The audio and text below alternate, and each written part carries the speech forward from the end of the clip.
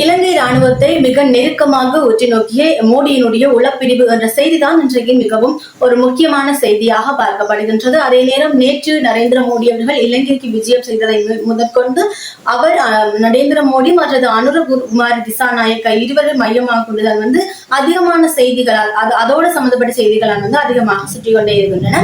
அந்த வகையில இன்றைய தினமும் ஒரு செய்தி அது தொடர்பாக தான் பார்க்க போகின்றோம். என்னன்னு சொல்லி பாத்தீங்கன்னா, நேற்றைய தினம் நரேந்திர மோடி அவர்கள் வந்த பொழுது அவருக்கு உயரிய விருதுகள் வழங்கப்பட்டிருந்தது. அவருக்கான வரவேற்பு அமோகமாக வழங்கப்பட்டிருந்தது.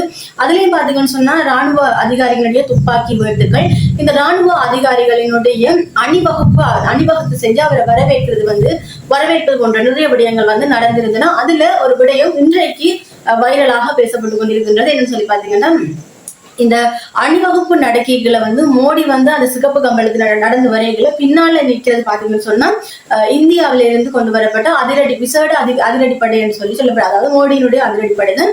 அவருக்கு பின்னால மற்றது சைட்ல முன்னாலே எல்லாமே வந்தது இந்தியாவினுடைய அதிரடிப்படைகளான்னு சொல்லப்படும். அதே நேரம் அந்த அணிவகுப்புல முதல் வரிசைகள்ல நின்றது பாத்தீங்கன்னு சொன்னா இந்தியாவினுடைய வீரர்கள் என்ற மாதிரி செய்திகள் வந்திருக்கின்றன. ஆக இதுல என்ன சொல்லப்படுதுன்னா, அதுல நடந்து வரைக்குள்ள அந்த மோடியினுடைய விசேட அதிகாரி பாத்தீங்கன்னு சொன்னா அந்த இலங்கை ராணுவத்தினர் மிக நுணுக்கமாக உன்னிப்பாக நோட்டமிட்டு கொண்டு வாரது இன்றைக்கு காணொலிகளை எங்களுடைய செய்தியாளர்கள் பார்த்து அதை சொல்லி இருக்கிறோம். இதுல என்ன சொல்லப்படுதுன்னா, அவர் மோடியினுடைய வாகனத்தை செலுத்தியது கூட பாத்தீங்கன்னு சொன்னா இந்த விசேட அதிகாரிகள்லாம் இலங்கை ராணுவத்திடமோ அல்லது அவருடைய பாதுகாப்பு தொடர்பில் இலங்கை ராணுவம் தள்ளி வைக்கப்பட்டு சொல்லி ஒட்டுமொத்த பாதுகாப்புமே இந்த இந்தியாவுடைய விசேட அதிரடிப்படைகள் எழுதுன்னு சொல்லி செய்திகள் வந்திருக்கின்ற இந்த நிலையில இந்த பாதுகாப்பு ஒப்பந்தம் நேற்றைய தினமே காணொலியில கதைத்திருந்த கிட்டத்தட்ட 7 ஒப்பந்தங்கள் வரையில செய்யப்பட்டிருக்கின்றது. அதிலும் முக்கியமாக இந்த பாதுகாப்பு ஒப்பந்தம் தொடர்பாக நேற்றைய தினம் நிறைய பேர் சர்ச்சைகள் எழும்பி இருந்தது.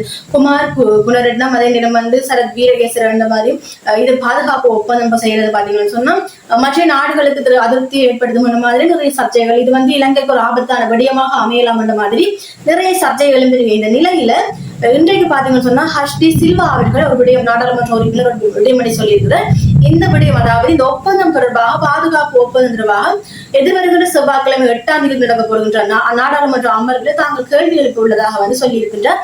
ஏன்னு சொன்னா தாங்கள் இந்த ஒப்பந்தங்களுக்கு எதிரானவர்கள் அல்ல, ஆனால் இந்த பாதுகாப்பு ஒப்பந்தம் தொடர்பான எந்தவித ஒரு கருத்துக்களுமே தங்கள்கிட்ட கேட்கல, அது பற்றின ஒரு விடயங்களுமே எங்களுக்கு தெரியாது, அந்த பாதுகாப்பு ஒப்பந்தத்துல என்ன விஷயங்கள் உள்வாங்கப்பட்டிருக்கிறேன்னு சொல்லியுமே எங்களுக்கு தெரியாது. ஆகவே நாங்க அதை பற்றி கேட்க போறோம். இந்த ஒப்பந்தம் தொடர்பாக அறியறதுக்காக மக்களுக்கும் உரிமை இருக்கு. ஆக நாங்க அதை பற்றி கேட்க போறோம் என்று சொல்லி இருக்கின்றார்.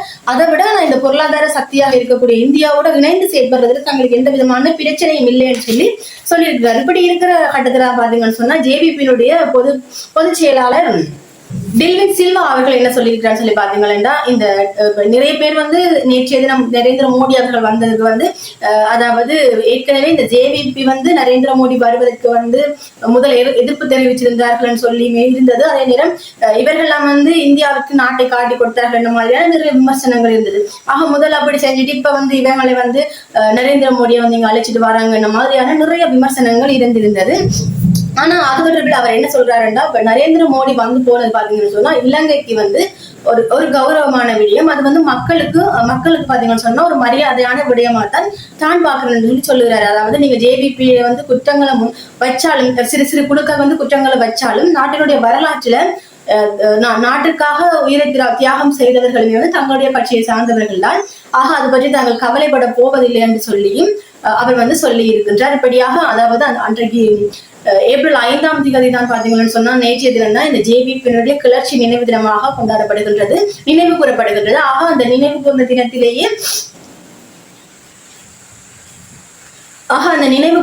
தினத்திலேயே பாத்தீங்கன்னு சொன்னா இவருக்கு அதாவது நரேந்திர மோடிக்கு உயரிய விருது வழங்கப்பட்டது சர்ச்சைக்குள்ளாகப்பட்டிருந்தது.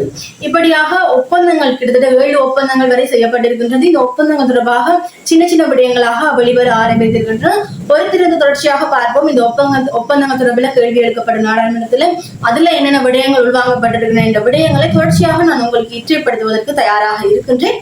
இன்னும் ஒரு காணொலியோடு நான் உங்களை சந்திக்கிறேன். நான் உங்களுடைய சொன்ன